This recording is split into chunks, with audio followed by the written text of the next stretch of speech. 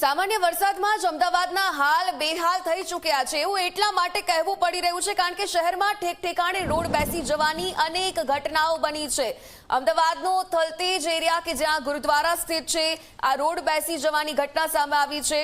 Truck બેસી ગયો છે ત્યાં ટ્રક ફસાવાની આ ઘટના રોડ પરથી ટ્રક પસાર થતી હતી અને તે સમયે જ રોડ સંપૂર્ણ રીતે બેસી ગયો। ચોમાસામાં પણ રોડનું કામ અહીં ચાલુ રાખતા મુશ્કેલીનો સામનો કરવાનો વારો આવ્યો। એમસીએ માત્ર સાવધાનીના બોર્ડ લગાવી અને સંતોષ જ માની લીધો। શહેરમાં ચોમાસું શરૂ થયું નથી કે અકસ્માતોની જે ઘટનાઓ છે તે તબક્કાવાર ઘટતી જઈ રહી છે।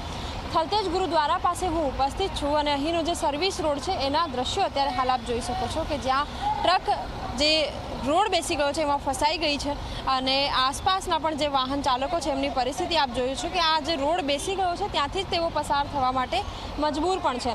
બીજી તરફ અમદાવાદ મહાનગરપાલિકાએ આ રોડની કામગીરી કે જે ચોમાસા પહેલાં પૂર્ણ કરવી જોઈએ એ કામગીરી ચોમાસા પહેલાં પૂરી નથી કરી અને હવે જ્યારે કામગીરી પૂરી નથી થઈ ત્યારે તેમણે માત્ર સાવધાનીનો સૂચના બોર્ડ લગાવીને પોતાની જવાબદારીમાંથી મુક્તિ મેળવી લીધી છે।